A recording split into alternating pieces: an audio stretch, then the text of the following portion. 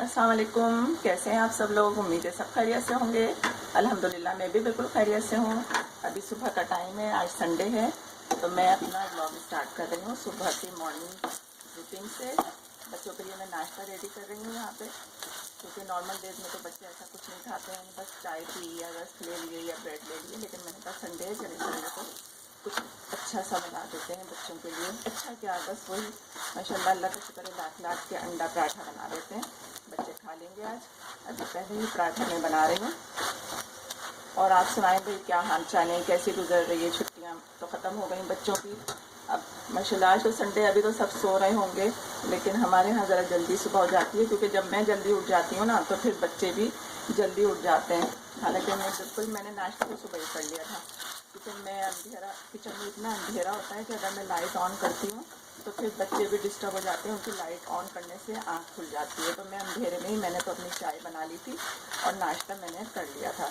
लेकिन बच्चे भी उठ गए हैं, तो मैंने कहा चलें बच्चों को भी नाश्ता दे देते हैं, क्योंकि काम बहुत है बच्चों को भी, उनको भी काम निपटाने आज अपने बहुत सारे, तो इसलिए वो लोग भी जल्दी उठ गए। वैसे भी हमारे यहाँ नॉर्मल डेज़ में भी बच्चे अगर छुट्टी भी होती है तो उठ जाते हैं जल्दी, क्योंकि उनको शुरू से आदत यही है कि जल्दी उठ जाते हैं। मैं जल्दी उठ जाती हूँ तो बच्चे भी जल्दी उठ जाते हैं।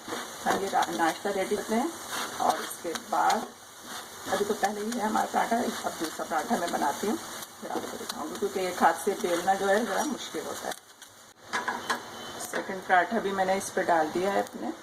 इस पर हम लगाते हैं ऑयल। मेरे यहाँ घी यूज़ नहीं होता, इसलिए मैं ऑयल ही यूज़ करती हूँ और ऑयल में ही बनाती हूँ पराठे। वो तो शुरू से हमारे यहाँ आदत वो जो बच्चों को हो जाती है फिर वही हो जाती है, क्योंकि मेरे हस्बैंड जो है वो ऑयल यूज़ करते थे, तो वो वही आदत हमें भी हो गई है फिर।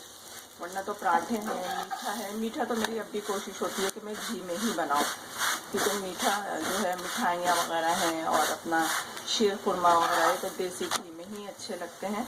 तो उसके लिए तो मैं देसी घी में, शीर खुरमा तो स्पेशली मैं देसी घी में ही बनाती हूँ।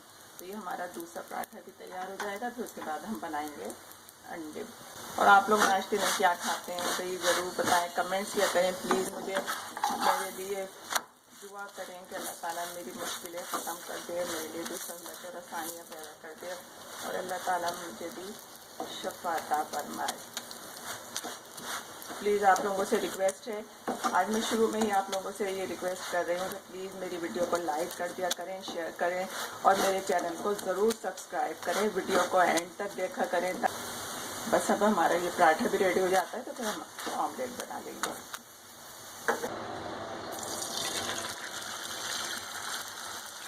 बस मैंने इसमें अंडे में नमक और लाल मिर्च ऐड की है, बाकी कुछ भी ऐड नहीं किया है मैंने।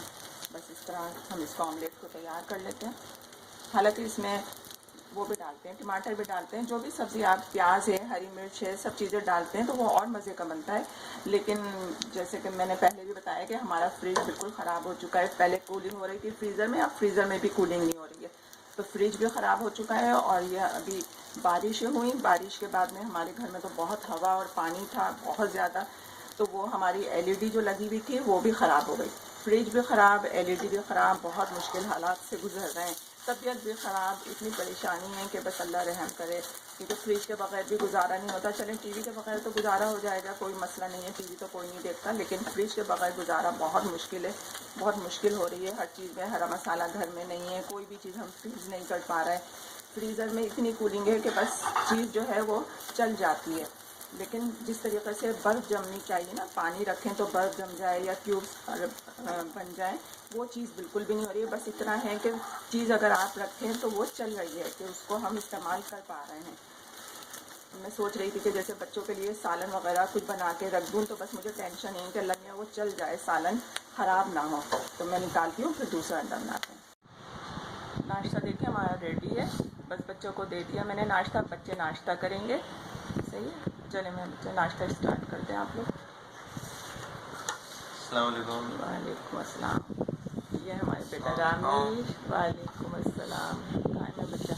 मैंने कर लिया था नाश्ता ना, मुझे पता है आप लोगों को कि सुबह ही कर लेती हूँ। बिस्मिल्लाह करो। नाश्ते के बाद क्या काम करेंगे उसामा? बहुत काम है मेरा बच्चा। आज बहुत काम है। पहले मुझे कपड़े भिगोने अपने, अच्छा, उसके बाद मुझे बाज़ार जाना है, मैं पूरा हफ्ता नहीं गया। उसके बाद मुझे आके कपड़े कपड़े वॉश काम। करने, फिर मुझे आयरन करने, हाँ फिर आपने जो मुझे काम कहे थे मुझे वो काम करना, सही और फिर बात मुझे है, अपने बहुत काम अलग करने। अपने काम है और एक ही दिन मिलता है संडे का, बाकी सिर्फ दिन संडे तो होता इतने बिजी बच्चे होते हैं कि कोई टाइम ही नहीं मिलता है वाकई। और आज तो बहुत ज़्यादा काम है, मेरे भी काम बच्चों को ही निपटाने हैं आज तो ना। चले नाश्ता कर लें जल्दी से ताकि फिर जल्दी से काम हम स्टार्ट करें। खाने के लिए मैं बना रही हूँ, देखें यहाँ पे भिंडी और आलू की सब्ज़ी, एक तरह की ये कढ़ाई की तरह मैं बनाती हूँ, जैसे कढ़ाई गोल बनता है इसी तरह भिंडी और आलू के कढ़ाई बनाती हूँ। भिंडियाँ मैंने कट करके रख ली है, वॉश करने के बाद आलू को भी क्यूब्स में कटिंग कर लिए। यहाँ है प्याज, लहसुन, अदरक, ये मैं ग्रेट करके डालती हूँ, और ये है एक टमाटर बड़े साइज़ का। अब पहले मैं ये फ्राई पैन मैंने रख दिया, इसमें थोड़ा सा ऑयल डाला है मैंने, और इसमें मैं भिंडियों को फ्राई कर लूँगी। बहुत ज़्यादा ऑयल में मैं फ्राई नहीं करती हूँ, मैं कम ही तेल में इसको फ्राई कर लूँगी। और फ्राई करने के बाद निकाल लूँगी कि इसका कलर जो है वो ख़राब ना हो, बस हमें हल्का सा फ्राई करना है ताकि इसका लेस ख़त्म हो जाए। बस इस तरीके से फ्राई कर लेंगे, बहुत देर नहीं करेंगे।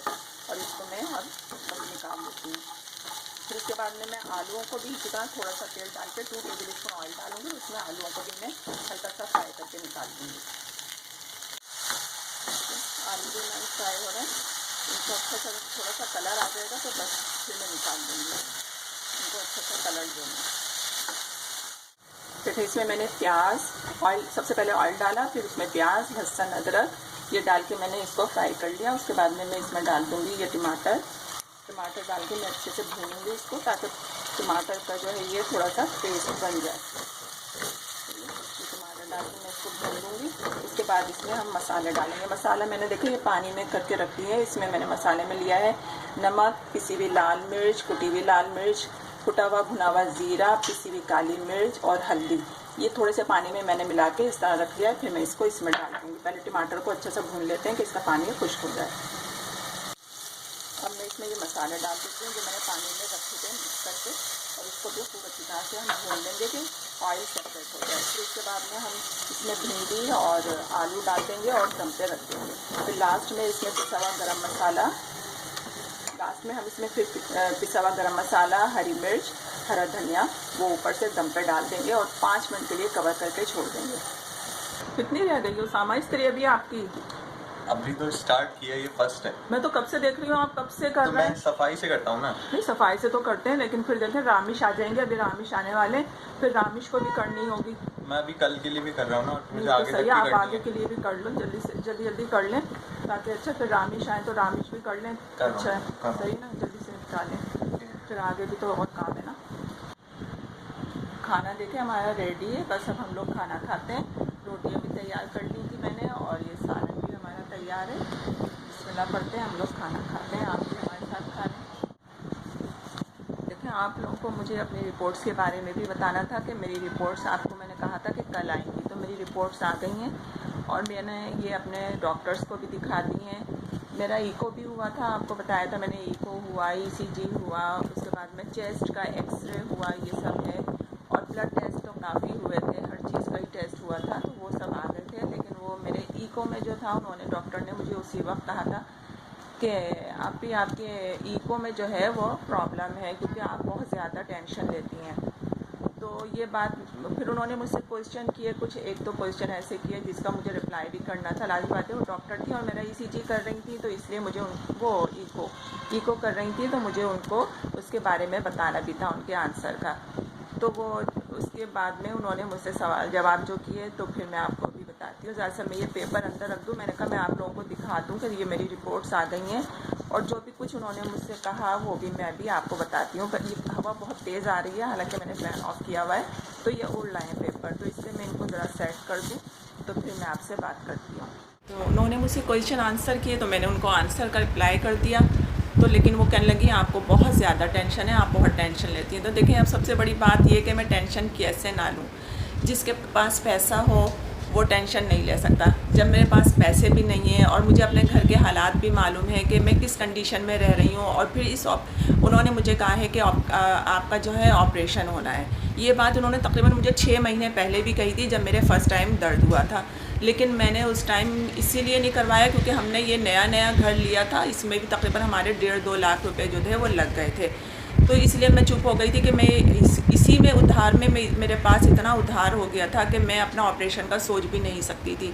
तो उन्होंने मेडिसिन दी थी, तो मैं मेडिसिन यूज़ कर रही थी, लेकिन उसके बावजूद भी अक्सर मेरे दर्द हो जाता था।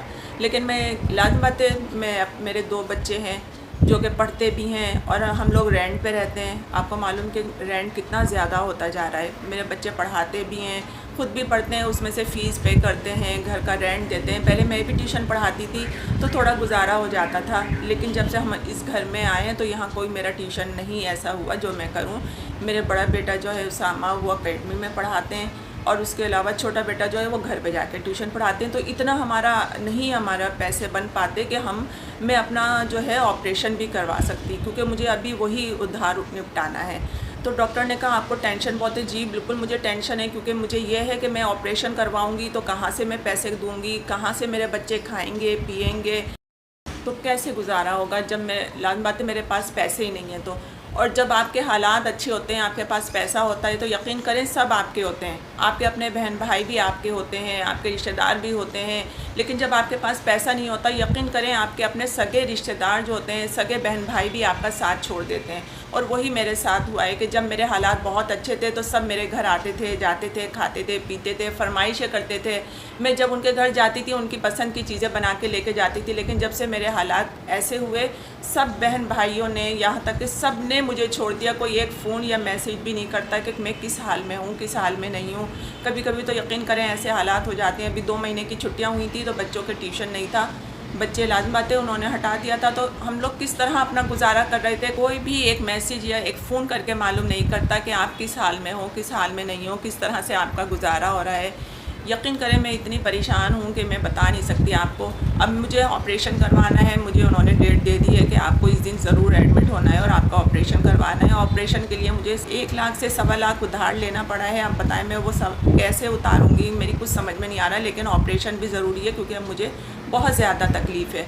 अब यही सोच के मेरे जो है ना, मेरी टेंशन दिन ब दिन बढ़ती जा रही है कि मेरा कैसे होगा, मेरे बच्चे कहाँ रहेंगे, क्योंकि एक मेरे साथ रह सकता है, दूसरा बच्चा मेरा कहाँ रहेगा, क्या होगा, कैसे होगा, मुझे ये भी नहीं मालूम कि ऑपरेशन के बाद मुझे क्या खाना पीना होगा। बस आप लोगों से मेरी रिक्वेस्ट है कि प्लीज़ आप लोग मेरे लिए दुआ करें कि अल्लाह ताला मेरा ये ऑपरेशन कामयाब रहे और मेरे अंदर जल्दी से हिम्मत ताकत आ जाए कि मैं अपना और अपने बच्चों का सब घर का काम कर सकूं। क्योंकि काफ़ी दिन से डॉक्टर ने मुझे काम करने के लिए मना किया हुआ है कि आप कोई ऐसा वेट नहीं उठाएंगी, झुक के काम नहीं करेंगी, लेकिन फिर भी करना पड़ता है। मैं चेयर पे बैठ के हल्के हल्के हाथ से झाड़ू दे देती हूँ।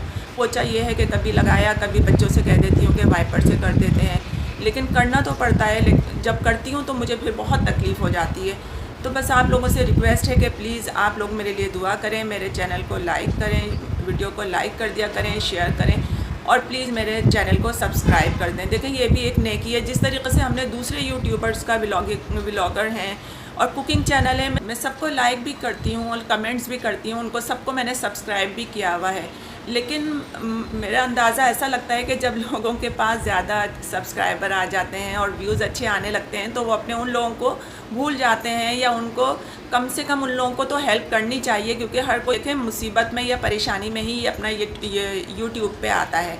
सबके साथ मसले मसाइल होते हैं जो वो इस लाइन में आता है, वरना किसी को शौक़ नहीं है कि वो इस तरीके से आए।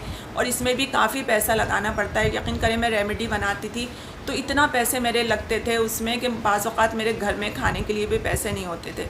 इसमें भी बहुत पैसे लगाने पड़ते हैं। मैं उन लोगों को कमेंट्स करती हूँ, उनसे कहती हूँ मैं आपसे बात करना चाहती हूँ। हालांकि मैं उनसे कुछ मांगना नहीं चाहती हूँ, सिर्फ अपनी दिल की बात कि वो लोग इस तरह बात करते हैं कि बहुत अच्छी आदत के लगते हैं। तो मैं सोचती हूँ शायद हम मुझसे भी बात कर लें। अगर आप अच्छे अखलाक के हैं, अच्छी आदत के हैं तो बात कर लेनी चाहिए थोड़ी सी। वो आप लोगों को लाइक करते हैं, आपको पसंद करते हैं, आपको देखते हैं, तो जब भी तो वो आपसे बात करना चाहते हैं ना। लेकिन वो लोग एक रिप्लाई भी नहीं करते।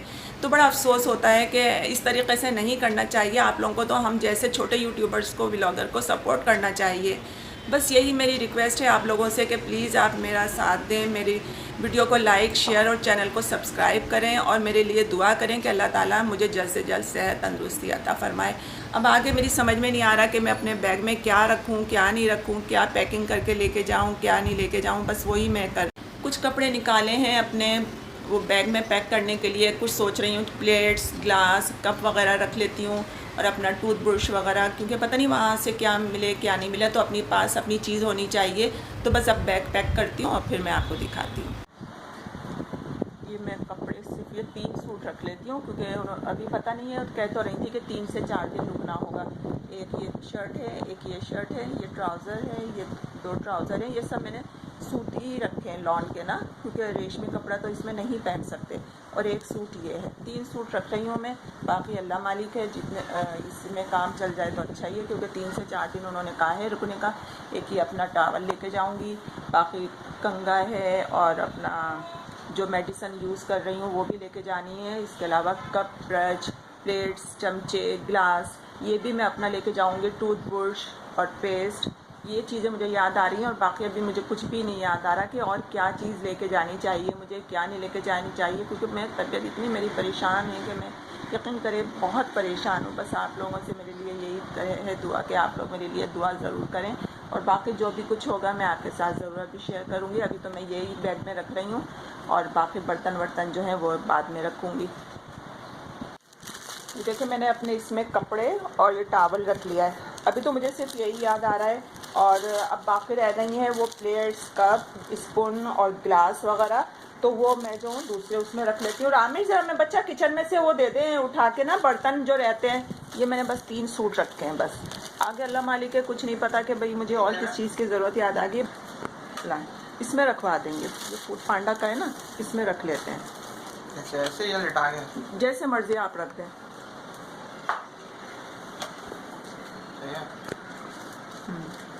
ऐसे रख दें।